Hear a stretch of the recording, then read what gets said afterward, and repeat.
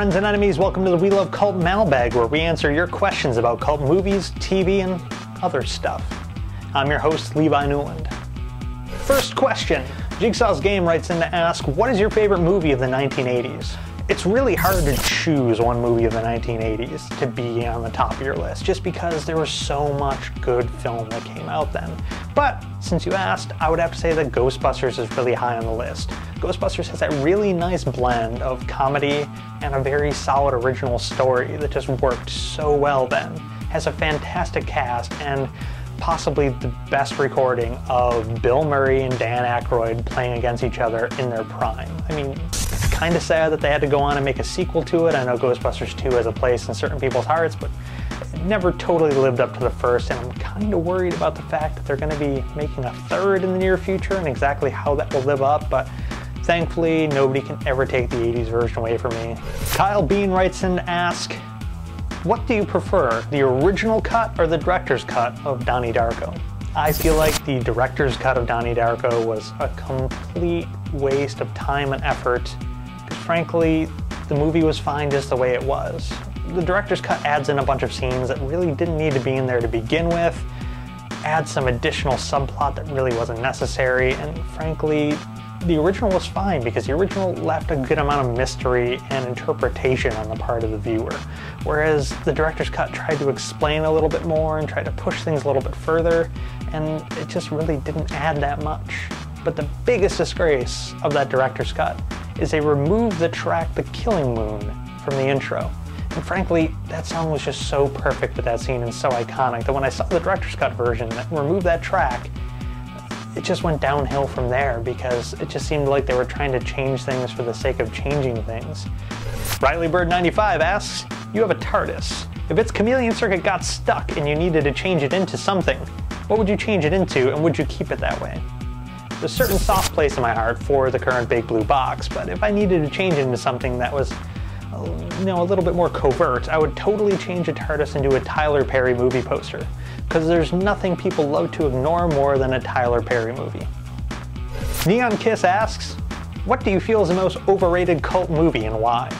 I would have to say The Nightmare Before Christmas is probably the most overrated.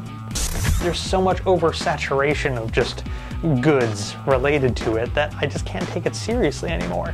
The minute somebody can walk down the street with Nightmare Before Christmas slippers while putting on Nightmare Before Christmas lip gloss, I just don't care anymore.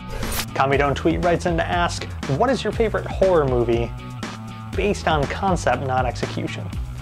Personally, I'd have to say that the greatest horror movie concept still is Nightmare on Elm Street. It just has this great weight, the idea that something could come into your mind and psychologically mess with you while you're sleeping and potentially kill you. Sadly, after the first Nightmare on Elm Street movie, that idea really wasn't executed very well, and the movies progressively got more and more cheesy. They had a chance with that 2010 remake to do something special, and they really just kind of let it down. But based on pure idea alone, the idea that you're not safe when you sleep and you can't do that, something that every single human needs to survive, it's just really, really creepy. Pumpkin Harvest writes in to ask, with all the recent remakes and torture porn and horror genre that have come out in the past many years, what do you think has really led to the downfall of the horror genre, and do you think we'll ever actually end up coming back? A lot of those remakes and just the redundant, stupid plots are what doomed horror. I mean, there haven't been any really fantastic original horror movies in the US in quite some time. If they're not going to scare or shock us, then it's technically not horror, it's just a waste of our time. There have been a lot of fantastic foreign films, such as the Spanish film Wreck, which I'm a huge fan of. Please avoid the US version Quarantine, just didn't enjoy it. Let the Right One In, which was eventually remade in the US, but the original version was great. And also the film Martyrs, which might border on the torture porn end of things, but it was definitely extremely creepy and freaked me out quite a bit for a few days.